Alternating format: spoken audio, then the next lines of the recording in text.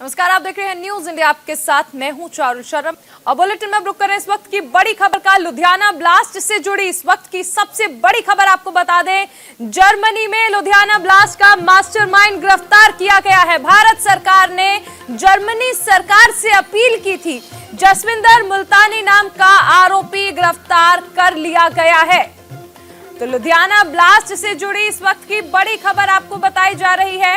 Germany से mastermind को गिरफ्तार कर लिया गया है। भारत सरकार ने जर्मनी सरकार से इस बात की अपील की थी।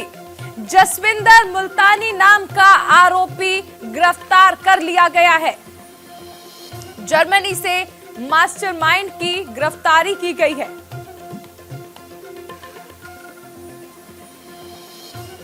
हमारे संवाददाता जसवीर हमारे साथ जुड़ गए हैं। जसवीर, एक बड़ी सफलता इसे माना जा सकता है। हर कोई जानना चाह रहा था कि आखिर किसकी साजिश थी लुधियाना ब्लास्ट के पीछे। फिलहाल आरोपी यानी मास्टरमाइंड गिरफ्तार है।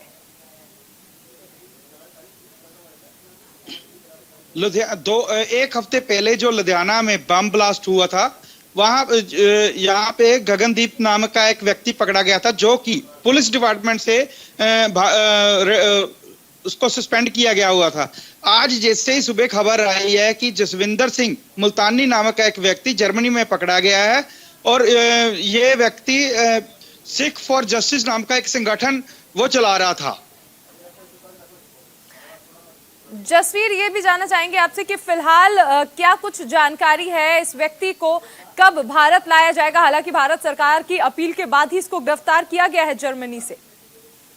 पुष्टि नहीं की है, पर यह पता चला है कि ये आदमी दिल्ली और बॉम्बे को भी अपना निशाना बनाने जा रहा था। इसकी वजह से ही इसको पकड़ा गया है।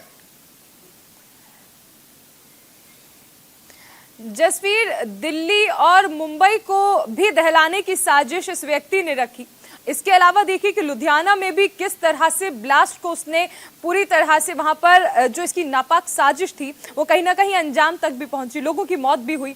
ऐसे में आगे क्या कदम उठाए जाएंगे इस व्यक्ति को लेकर?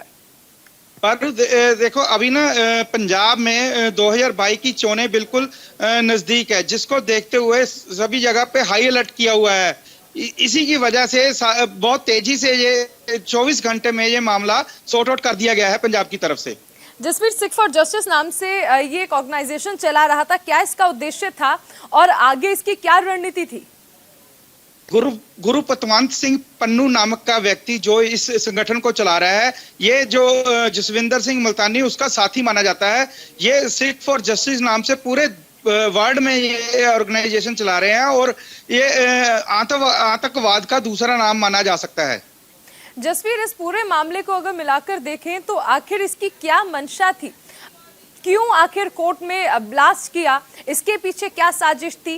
क्यों उसके जहन में ये तमाम बातें आई? क्योंकि सिख फॉर जस्टिस यानी अगर हम देखें तो सिखों को इंसाफ दिलाने की बात, लेकिन ये कैसा इंसाफ?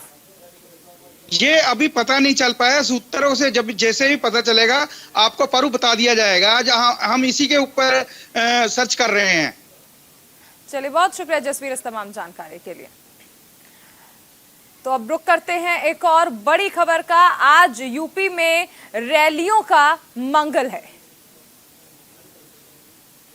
तो आज सियासी अगर हम पैमाने पर देखें तो हरदोई, सुल्तानपुर और भदोही में अमित शाह हुंकार भरने वाले हैं। कानपुर में पीएम आज करोड़ों की सौगात देने वाले हैं। उधर उन्नाव में अखिलेश यादव भी जनसभा को संबोधित करने वाले हैं। तो यूपी में आज सियासत का सुपर मंगलवार है। हरदोई, सुल्तानपुर और भदोही में अमित शाह की हुंकार देखने को मिलेगी। कानपुर में खुद पीएम मोदी करोड़ों की सौगात देने वाले हैं।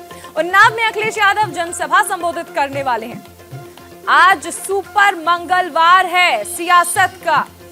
विधानसभा चुनाव आ रहे हैं और ऐसे में हर पार्टी एड़ी चोटी का जोर लगा रही है। अखिलेश यादव उन्नाव में हुंकार भरने वाले हैं। पीएम मोदी कानपुर में एक बड़ी सौगात देने वाले हैं आज कानपुर को। और अगर अमित शाह की बात कर लें तो हरदोई, सुल्तानपुर और भदोही में आज अमित शाह की हुंकार है। अखिलेश यादव भी आज बैक टू बैक 4 जनसभाएं संबोधित करने वाले हैं। कुल मिलाकर आज सियासत की नजर से देखें तो ये मंगलवार और ज्यादा सुपर हो जाता है, क्योंकि आज खुद प्रधानमंत्री कानपुर में एक बड़ी सौगात, एक बड़ा नायाब तोहफा देने वाले हैं। तो प्रधानमंत्री और गृह मंत्री बीजेपी के स्टार प्रचारक आज यूपी में, पीएम जहां कानपुर में रहेंगे तो वहीं भदोही में अखिलेश यादव, माफ कीजिएगा, अमित शाह रहने वाले हैं और अखिलेश यादव उन्नाव में आज गरजने वाले हैं। सियासत का आज सुपर मंगलवार। प्रधानमंत्री नरेंद्र मोदी आज कानपुर को बड़ी सौगात देने वाले हैं। मिशन 2022 के लिए हर पार्टी एड़ी चोटी का जोर लगा रही है। तो आज सियासत का सुपर मंगलवार। आज प्रधानमंत्री भी उत्तर प्रदेश में हैं, गृह मंत्री भी उत्तर प्रदेश में हैं, यानी बीजेपी के दो बड़े स्टार प्रचारक आज बीजेपी के पक्ष में रैलियां करने वाले हैं, जनसभा को संबोधित करने वाले हैं।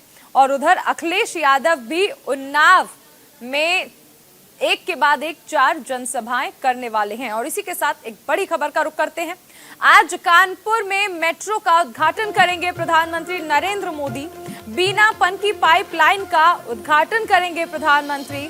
यहां प्रधानमंत्री आईआईटी दीक्षांत समारोह में भी हिस्सा लेने वाले हैं। इस वक्त की बड़ी खबर आपको बताई जा रही है। आज प्रधानमंत्री कानपुर को एक बड़ी सौगात देने वाले हैं। कानपुर मेट्रो का उद्घाटन, बीना पनकी पाइपलाइन का उद्घाटन प्रधानमंत्री नरेंद्र मोदी करने वाले हैं। शेखर आनंद हमारे साथ जुड़ गए हैं। शेखर, बड़ा और नायाब तोहफा आज प्रधानमंत्री की ओर से कानपुर को। बिल्कुल, इसमें कोई दो राय नहीं है। जब दिल्ली में मेट्रो शुरू हुई उसके बाद देश में अलग अलग शहरों में इस बात का क्रेज था। कई लोग तो दिल्ली देखने आते थे कि मेट्रो होती कैसी है, चलती कैसे है। अब देश के कई शहर ऐसे हैं जहां पर मेट्रो चल रही है। उत्तर प्रदेश में राजधानी लखनऊ में मेट्रो चल रही है। इसके बाद अब कानपुर में आज से मेट्रो का जो आवागमन है वो शुरू हो जाएगा। प्रधानमंत्री इसे जनता को समर्पित करेंगे। करीब 32 किलोमीटर का रूट है जिसको 2 चरणों में बनाया जाएगा, फेज 1 और फेज 2। फेज 1 में 23 किलोमीटर और फेज 2 में करीब 8 किलोमीटर का स्ट्रेच होगा जिसपे ये कानपुर मेट्रो चलेगी। कानपुर देखिए बहुत ही जाम वाला शहर है, औद्योगिक नगरी है। लगातार यहाँ से हैवी ट्रैफिक गुजरता है। इसकी वजह से शहर के अंदर भी बड़ा जाम रहता है। और जो जीटी रोड है वो भारत की सबसे प्राचीनतम रोडों में से एक है और वो एक तरीके का हाईवे था जो काफ़ी कई सौ साल पहले तैयार किया गया था तुगलक के द्वारा। और उसी कानपुर में आज जब मेट्रो चलेगी तो जाहिर सी बात है कि जो शहर की यातायात व्यवस्था है उसको काफ़ी सुधार मिलेगा, तो शहर को जाम से निजात मिलेगी। प्रधानमंत्री का जो कार्यक्रम है, देखिए अभी 10 बजे वो चकेरी एयरपोर्ट पर उतरने वाले हैं और इसके बाद वो सीधे आईआईटी कानपुर पहुंचेंगे।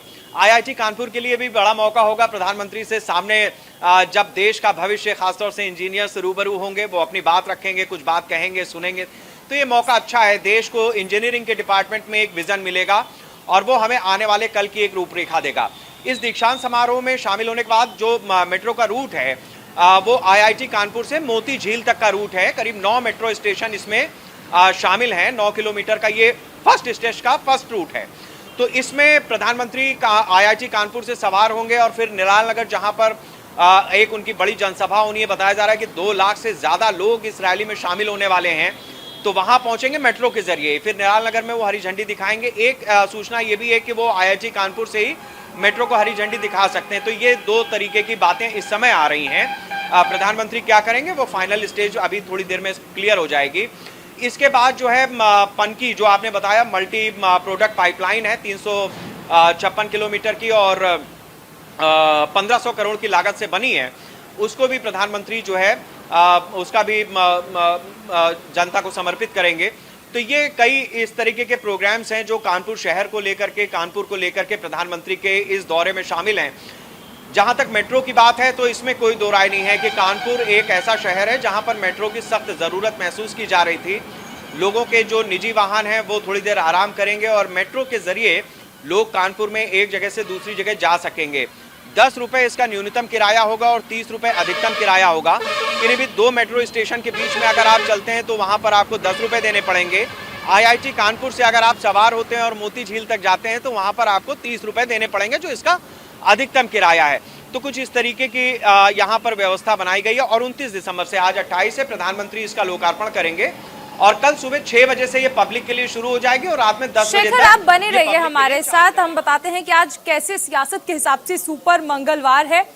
आज अखिलेश यादव और अगर हम देखें तो सबसे पहले बात करेंगे कानपुर की, जिसे आज प्रधानमंत्री नरेंद्र मोदी न्यू ईयर का गिफ्ट देने वाले हैं। कानपुर में जिस तरह से मेट्रो की सौगात मिलने वाली है, मेट्रो खंड और बीनापन की परियोजना का उद्घाटन भी करने वाले हैं प्रधानमंत्री नरेंद्र मोदी। अगर हम बात कर लें अखिलेश यादव की, तो आज अखिलेश यादव उन्नाव में हुंकार भरने वाले हैं। इसके अलावा 4 जनसभाएं अखिलेश भी संबोधित करने वाले हैं। जीआईसी ग्राउंड में जनसभा को संबोधित करने वाले हैं अखिलेश यादव। और इस लिहाज से देखा जाए तो ये सुपर मंगलवार सियासी सुपर मंगलवार बन चुका है। और इसी के साथ एक और बड़ी खबर आपको बता दें, चुनाव से जुड़ी इस वक्त की बड़ी खबर आ रही है। चुनाव को लेकर उत्तर प्रदेश के दौरे पर है चुनाव आयोग की टीम।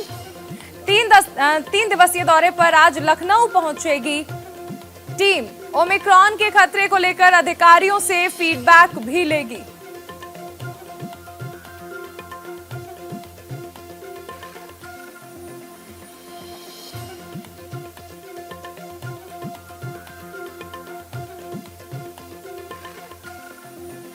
तो यूपी में चुनावों को लेकर आज इलेक्शन कमीशन का 3 दिवसीय दौरा शुरू हो रहा है, जिसमें चुनाव पर मंथन किया जाएगा।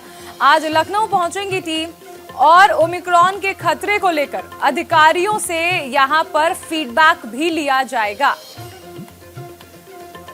3 दिवसीय दौरे पर आज इलेक्शन कमीशन की टीम उत्तर प्रदेश पहुंच रही है। लखनऊ में ये टीम होंगी और किस तरह से अब आगे चुनाव कराए जाने हैं उसको लेकर भी क्या हालात हैं उस पर चर्चा होगी।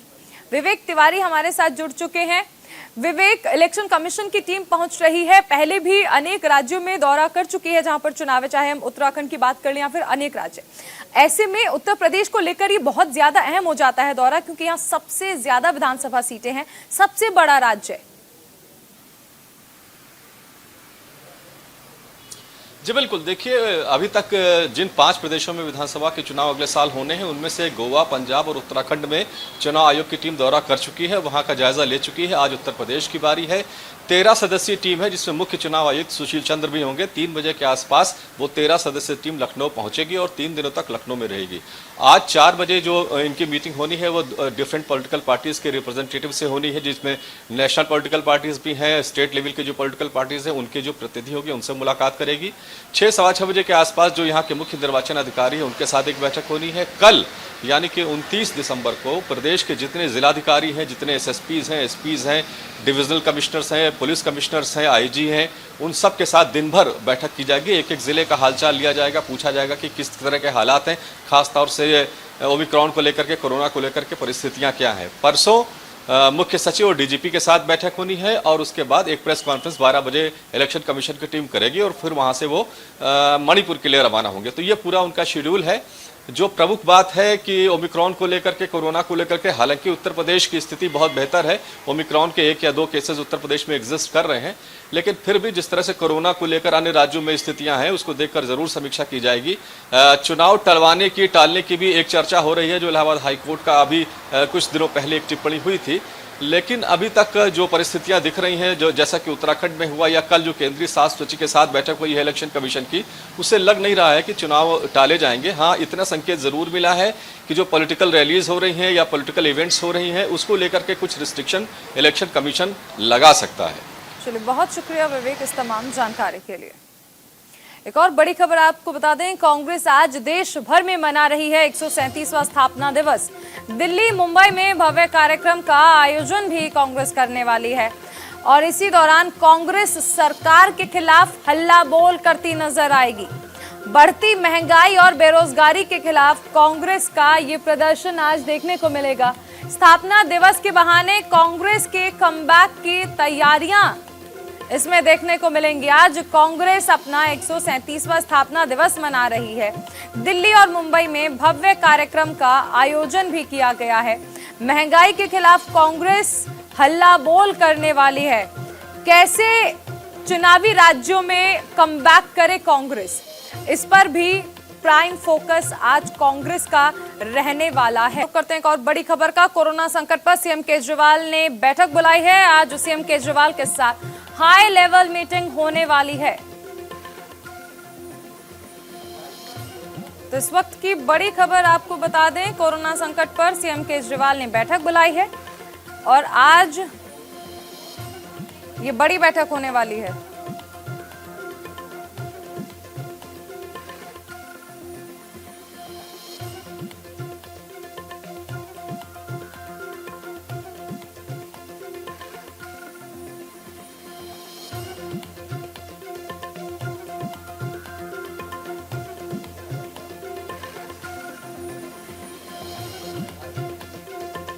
तो आज सीएम केजरीवाल ने एक हाई लेवल मीटिंग बुलाई है।